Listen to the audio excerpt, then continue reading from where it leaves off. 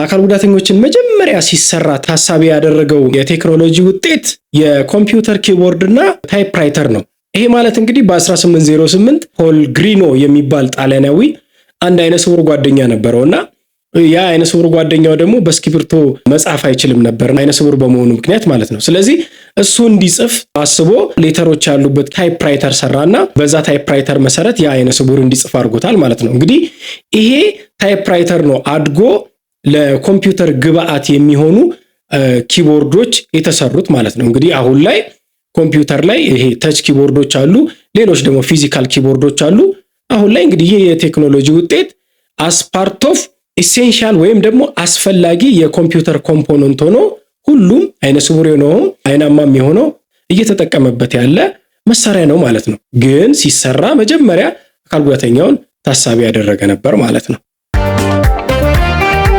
ሌላኛው ለአካል ጉዳተኞች ታስቦ የተሰራው የቴክኖሎጂ ውጤት ኦዲዮ ቡክ ወይም ደግሞ በድምጽ የሚነበቡ መጽሐፍቶች ማለት ነው። ይሄ በ1932 በአሜሪካን የአይነ ስውራን ማህበር በአሜሪካ ውስጥ የሚኖሩ የተለያዩ አይነ ስውራን እንግዲህ በብሬል የተጻፉ ብዙ መጽሐፎች ስላልነበሩ ብሬልን በደንብ ስላልተስፋፋ መጽሐፍቶችን ሪከርድ በማድረግ ለአይነ ስውራን ያቀርቡ ነበርና ያኔ አይነ ስውራን ያንን ሪከርድ በመስማት ዕውቀቶችን ይገበዩ ነበር ማለት ነው። እንግዲህ ሁላችሁም አሁን ላይ እንደምታውቁት ኦዲዮ ቡክ አይናማ ለሆኑትም ሰዎች እንደ ሁለተኛ ምርጫ እንዲሁም አንዳንዶቹ የመጀመሪያ ምርጫቸው ያደርጉታል። በተለይ መኪና እየነዱ ስራዎችን እየሰሩ አይናቸውን ወረቀት ላይ ብዙ ሰዓት ማድረግ የማይችሉ ወይም ደግሞ ለብዙ ሰዓት ማንበብ የሚቸገሩ ሰዎች ኦዲዮ መጽሐፎችን ከፍተው ሲሰሙ እናያለን። ስለዚህ የጉዳት አልባም ሰዎች ቤዚክ ኒድ ሆኗል ማለት ነው። ግን መጀመሪያ ሲታሰብ ያው አካል ጉዳተኛውን ታስቦ ነበር ይሄ የድምጽ መጽሐፎች የተፈጠሩት ማለት ነው። ሌላኛው አውቶማቲክ በሮች ናቸው ወይም ደግሞ በቀላሉ በእጃችን ሳነካቸው የሚከፈቱ በሮች ማለት ነው።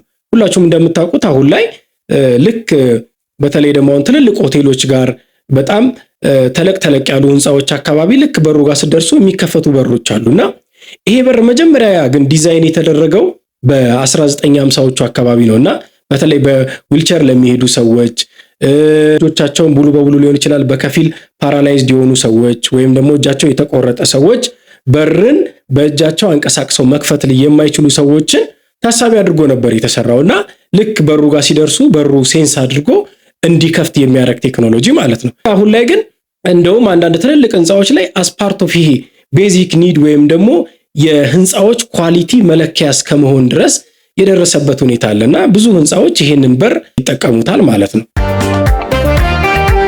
ሌላው እንግዲህ ሲታሰብ መጀመሪያ አካል ጉዳተኞችን ታሳቢ ያደረገው ዲጂታል ቴክስት ሜሴጅ ወይም ኤስኤምኤስ ቴክኖሎጂ ነው ወይም ደግሞ በሞባይል መልእክትን መላላክ ማለት ነው። ይሄ መጀመሪያ የታሰበው ለማን ነበረ? መስማት ለተሳናቸው ነው። ሞባይልን እንግዲህ እንዳሁኑ ምልክት ቋንቋ ብዙ በማይታወቅበትና ብዙ ሰዎች በማይችሉበት ሁኔታ በነበረ ጊዜ ምንድነው ተግባቦትን ወይም ኮሙኒኬሽንን ሞባይልን ተጠቅመው በጽሁፍ በቴክስት እንዲያደርጉ እርስ በርስ እንዲያወሩ ሌሎች ደግሞ መስማት ከሚችሉትም ሰዎች ጋር በጽሁፍ እንዲያወሩ ታስቦ ነበር የተሰራው።